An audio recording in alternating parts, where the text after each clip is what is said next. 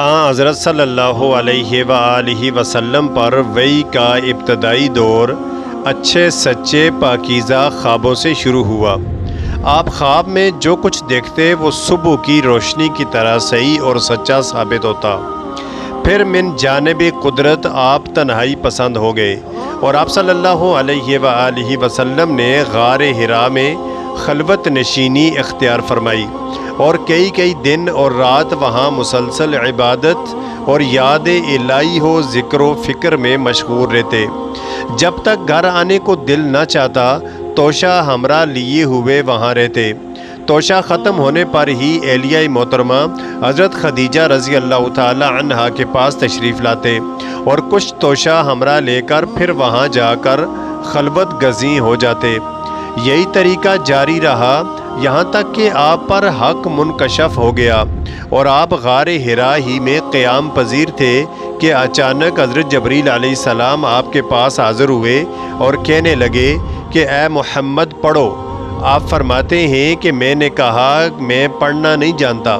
آپ صلی اللہ علیہ وآلہ وسلم فرماتے ہیں کہ فرشتے نے مجھے پکڑ کر اتنے زور سے بھینچا کہ میری طاقت جواب دے گئی، پھر مجھے چھوڑ کر کہا کہ پڑھو۔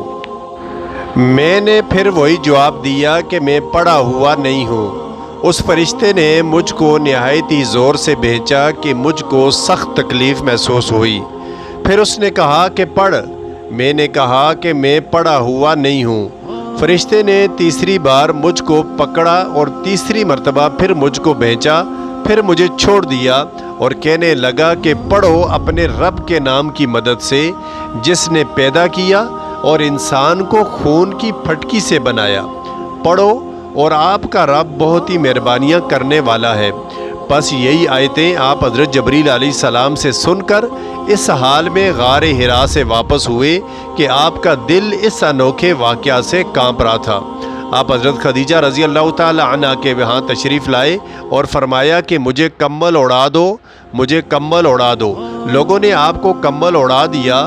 جب آپ کا ڈر جاتا رہا تو آپ نے اپنی زوجہ محترمہ حضرت خدیجہ رضی اللہ تعالی عنہ کو تفصیل کے ساتھ یہ واقعہ سنایا اور فرمانے لگے کہ مجھ کو اب اپنی جان کا خوف ہو گیا ہے۔ آپ کی اہلیہ محترمہ حضرت خدیجہ رضی اللہ تعالی عنہ نے آپ کی ڈھارس بندھائی اور کہا کہ آپ کا خیال صحیح نہیں ہے، خدا کی قسم آپ کو اللہ کبھی رسوا نہیں کرے گا۔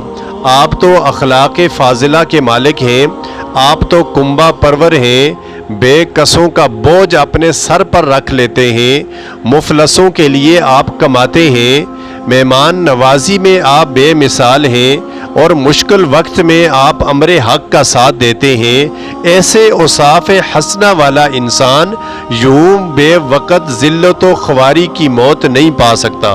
پھر مزید تسلی کے لیے حضرت خدیجہ رضی اللہ تعالی عنہ آپ صلی اللہ علیہ وآلہ وسلم کو ورقہ بن نوفل کے پاس لے گئیں جو ان کے چچا زاد بھائی تھے اور زمانہ جاہلیت میں نصرانی مذہب اختیار کر چکے تھے اور عبرانی زبان کے کاتب تھے۔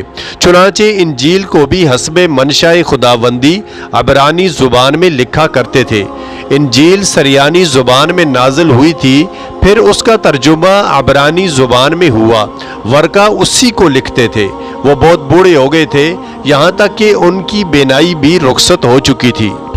حضرت خدیجہ رضی اللہ تعالی عنہ نے ان کے سامنے آپ کے حالات بیان کیے اور کہا کہ اے چچا زاد بھائی، اپنے بھتیجے محمد صلی اللہ علیہ وآلہ وسلم کی زبانی ذرا ان کی کیفیت سن لیجئے۔ وہ بولے کہ بھتیجے آپ نے جو کچھ دیکھا ہے اس کی تفصیل سناؤ۔ چنانچہ آپ صلی اللہ علیہ وآلہ وسلم نے از اول تا آخر پورا واقعہ سنایا، جسے سن کر ورقہ بے اختیار ہو کر بول اٹھے کہ یہ تو وہی ناموس معزز دان فرشتہ ہے جسے اللہ نے حضرت موسیٰ علیہ السلام پر وحی دے کر بھیجا تھا۔ کاش میں آپ کے اس عہد نبوت کے شروع ہونے پر جوان عمر ہوتا، کاش میں اس وقت تک زندہ رہتا جب کہ آپ کی قوم آپ کو اس شہر سے نکال دے گی۔ رسول کریم صلی اللہ علیہ وآلہ وسلم نے یہ سن کر تعجب سے پوچھا کہ کیا وہ لوگ مجھ کو نکال دیں گے؟ حالانکہ میں تو ان میں صادق و امین و مقبول ہوں۔ ورقہ بولا ہاں یہ سب کچھ سچ ہے، مگر جو شخص بھی آپ کی طرح امر حق لے کر آیا لوگ اس کے دشمن ہی ہو گئے ہیں۔ اگر مجھے آپ کی نبوت کا وہ زمانہ مل جائے تو میں آپ کی پوری مدد کروں گا۔ مگر ورقہ کچھ دنوں کے بعد انتقال کر گئے، پھر کچھ عرصہ تک وحی کی آمد موقوف رہی۔